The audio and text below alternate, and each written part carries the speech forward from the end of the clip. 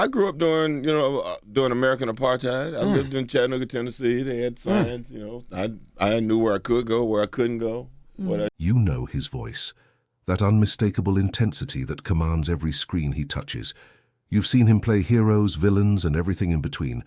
But what you don't know is that the man who became Hollywood's most bankable star was once so broken by addiction that he woke up on a kitchen floor with a crack pipe in his hand, staring at his own daughter. What you don't know is that Samuel L. Jackson died before he ever truly lived. And the man who rose from those ashes became a legend who refused to ever fall again. This is the story Hollywood doesn't tell you. Are you enjoying this story, Samuel L. Jackson? Then help the channel with your subscription. Look, 94.8% of the people who watch these videos are still not subscribed to the channel. If you are part of that group, take the chance and subscribe now. It's free. And that way you'll keep receiving amazing stories from TV shows we still miss. Oh, and don't forget, at the end of the video you'll find more stories like this one. Samuel Leroy Jackson was born on December 21, 1948, in Washington, D.C., but he grew up in Chattanooga, Tennessee, raised by his mother and grandparents in the segregated South. His father left when he was just an infant, a ghost he would never really know. His mother, Elizabeth, worked multiple jobs to keep him clothed and fed, often leaving young Sam with his grandmother and grandfather. They lived modestly, but they survived. And in that survival, Sam learned to watch, to listen, to absorb the world around him with an intensity that would later define every character he ever played. Growing up black in Tennessee in the 50s and 60s meant living with constant reminders that you were considered less than human. Sam attended segregated schools where resources were scarce and expectations were low, but his mother and grandmother refused to let him accept mediocrity. They pushed him to read, to learn, to speak properly, to carry himself with dignity even when the world tried to strip it away. And young Sam developed a stutter, a speech impediment that made him feel small and powerless. He learned to hide it, to work around it, to find ways to communicate that didn't expose his vulnerability.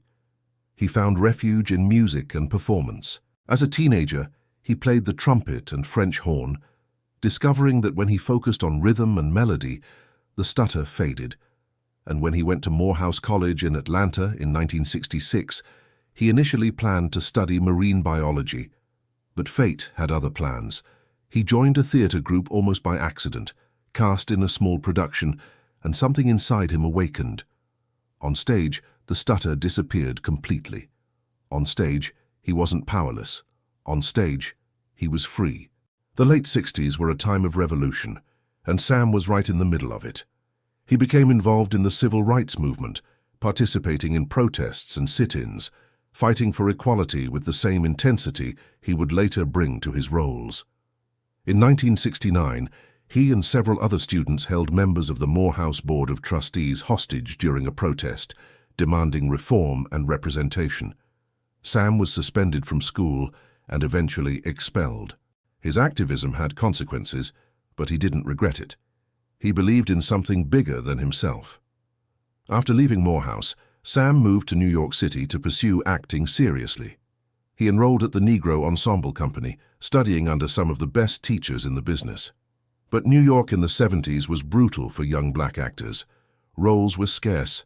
Opportunities were limited to stereotypes. Sam took whatever work he could find, performing in small theaters, off-Broadway productions, struggling to pay rent and eat regularly. He worked as an usher, as a social worker, taking odd jobs just to survive while chasing a dream that seemed increasingly impossible. And somewhere in that struggle, something darker took root. Sam started using drugs, first marijuana, then cocaine, and eventually crack. It started as recreational, a way to cope with rejection and frustration. But addiction doesn't care about your intentions. It consumed him slowly, wrapping around his life like a python, squeezing tighter with every hit. And for years he functioned. He worked. He performed. He hid it from everyone who mattered, or so he thought. In the early 80s, Sam started getting small film roles. He appeared in Ragtime, Eddie Murphy Raw, and several other projects, but nothing substantial.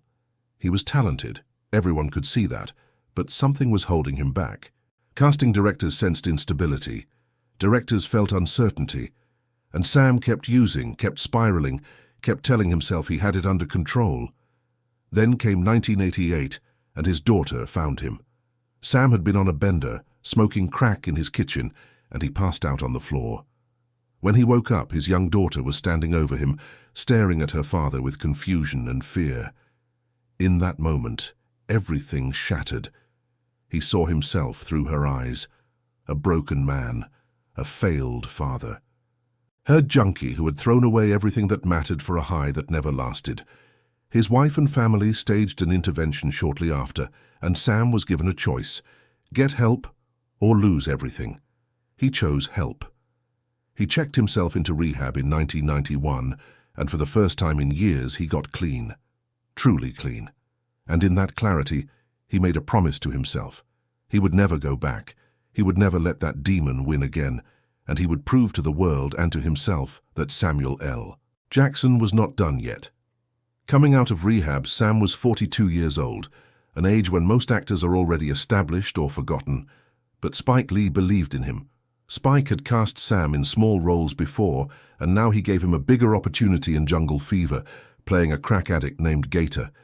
The role hit devastatingly close to home. Sam channeled every painful memory, every moment of degradation, every ounce of shame into that performance, and it was electrifying. Critics noticed. Hollywood noticed. Sam won the Cannes Film Festival Award for Best Supporting Actor, and suddenly the phone started ringing. Then came Pulp Fiction in 1994. Quentin Tarantino cast Sam as Jules Winfield, a philosophical hitman with a Bible verse and a bad attitude. Sam brought an intensity and charisma to the role that made Jules unforgettable. The iconic Ezekiel 25:17 speech became legendary, quoted and imitated for decades. Sam was nominated for an Academy Award for Best Supporting Actor. He didn't win, but it didn't matter. He had arrived. At 46 years old, Samuel L. Jackson became a star, and he never stopped working. Over the next 3 decades, Sam would appear in over 150 films, becoming the highest-grossing actor of all time. He played Mace Windu in Star Wars, Nick Fury in the Marvel Cinematic Universe, and countless other iconic roles. He worked with Tarantino repeatedly, delivering unforgettable performances in Jackie Brown, Django Unchained, and The Hateful Eight. He became known for his intensity, his profanity-laced dialogue, and his ability to dominate any scene he entered. But few people knew the discipline behind that success. Sam never forgot what addiction had cost him. He stayed sober. He showed up on time. He learned his lines.